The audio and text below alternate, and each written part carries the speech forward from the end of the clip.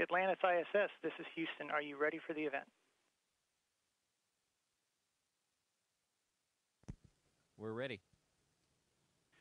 WBNG TV, this is Houston. Please call Atlantis ISS for a voice check. Atlantis ISS, this is WBNG TV. How do you hear me? The ISS has you loud and clear. How us? Good afternoon, Atlantis. You know, the launch was a success. The docking was just so emotional for everyone here. How has this mission been so far?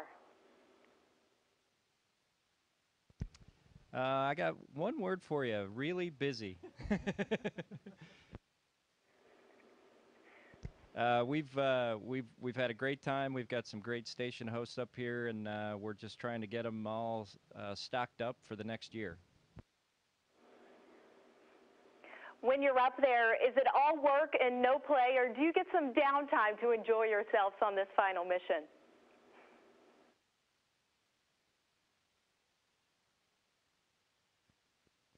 Well, we haven't had much downtime yet, but we're working really hard to try and get ahead a bit. So when we get our half day off, we can actually take the day off and look out the window. The views from the cupola are truly spectacular, and that's probably where you'll find us on Flight Day 8 when we have our time off. Are there any mementos that you plan to take home from this final mission?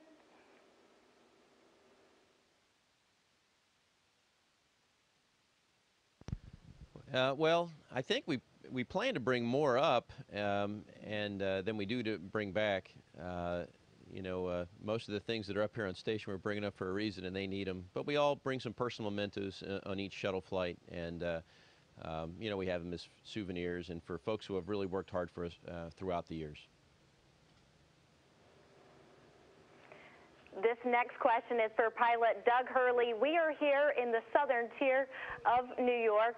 You're a Tioga County native, graduate of Owego Free Academy. What does this area in the southern tier of New York mean to you?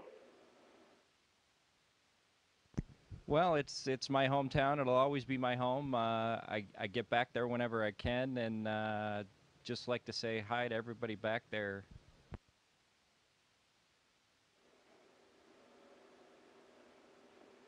You know, this crew, you're really an inspiration to everywhere across the United States, but especially kids. What advice do you have for kids wanting to get into NASA and get in the field?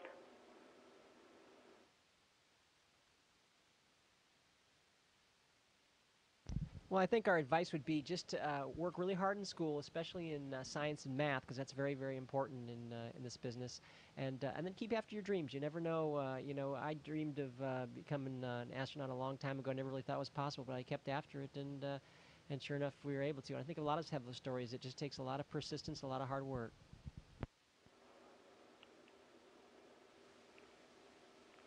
So I've been listening over the last couple of days, and I really enjoy those morning songs with the wake-up call. Where do these come from, and how do you choose? I mean, you had Chumbawamba, you had Elton John, you had Coldplay. Tell me a little bit about that.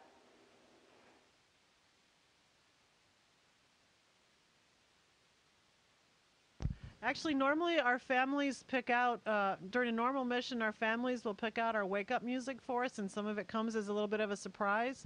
This mission's a little special in that NASA arranged for several surprise wake-up songs from various different artists, and we're still waiting to hear what the rest of them are, but it's been really fun, to wake up every morning to a different song, and it sort of sets the mood for the day.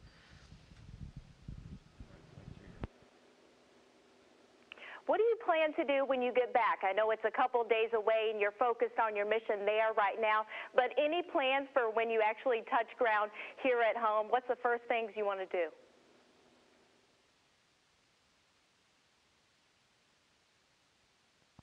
Well, I think all of us will probably savor the moment for a few minutes maybe, and then I think all of us are really looking forward to getting outside and kind of sharing it with all the great folks at Kennedy Space Center, and then a few hours later getting to see our family and friends. I think that's really what it's all about. Mr. Hurley, this question is again for you. You're the last pilot to shuttle these missions. What are your plans? Where do you go from here? Well, my first priority is obviously to be to complete this mission successfully and help out everybody here on the ISS and my crewmates. And then once we get back on the ground, spend a little time with family and friends. And then from there, we'll be working on the next vehicle for NASA. We're going to help out our commercial partners. So there's a lot to look forward to. There's a bright future in spaceflight. So far, this final mission has been nothing but a success. Do you see the last 30 years of NASA being just that, a success? Yeah, I'll tell you, it's a fantastic world up here. And if I could convey one message to you, it would be when you stand poised about 600 feet underneath the International Space Station and look up and see that grand thing pass over you, it is really spectacular. NASA's past 30 years of space shuttle, when it's all done, we have the space station to show for it. We have tremendous observatories in space. It's been a great program. Atlantis ISS, thank you so much from WBNG. Thank you from everyone in the Southern Tier. Keep up the great work and good luck with the rest of the mission. We'll see you later. Atlantis ISS, this is Houston ACR. That concludes the WBNG TV portion of the event. Please stand by for a voice check from WICZ TV.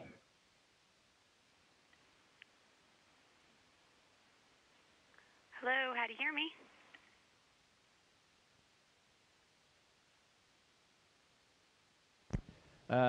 This is the International Space Station. We have you loud and clear.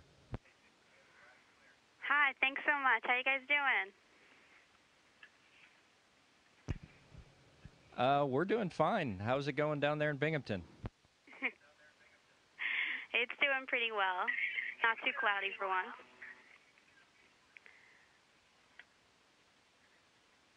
Well, first up, I have a question. I have a few questions from some people in the area, and then I have my questions here.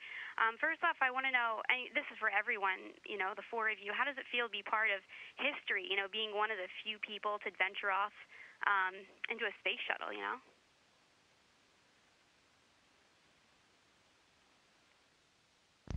We kind of don't think about it like that. This is sort of our normal job, and occasionally you just have to stop. And I remember when I lived here on the space station, I got so much into the work and getting things done. Every now and then I had to stop and think about where I was. It's like, oh my gosh, I'm floating in a big, huge building, 200 miles above the Earth, and this is really special.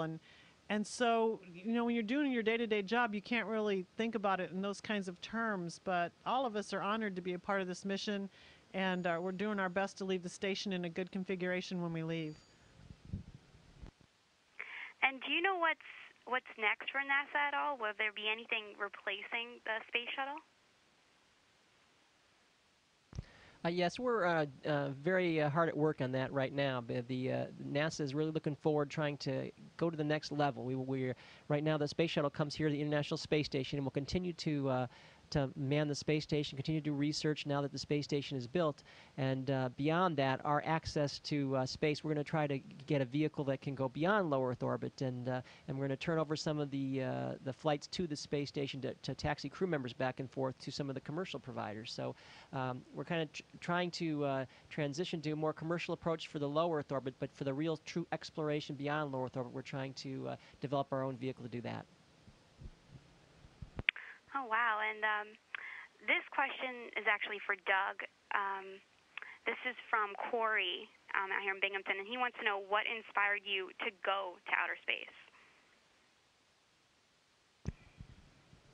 Well, I think it was several things. It was, college professors that got you interested in a particular subject. It was coaches that got you interested in being part of a team. It was, flying fighters and then being able to be a test pilot. So it was a number of different things that got me interested in it. It was also a love of airplanes. So a lot of different things led me up here to the space station.